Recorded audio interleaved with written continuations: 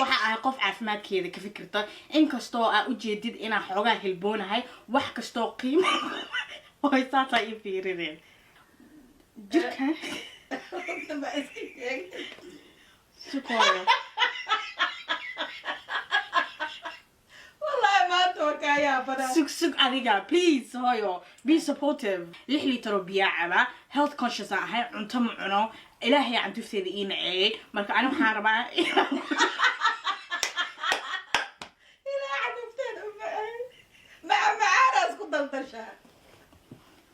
this is the last time hadii kale hadaa hadda qoosashis you have to go to your room ama aniga waa iska diminaa marka la duubanaa هاي بسم قصره is idaacadaada shido ايوه شغنا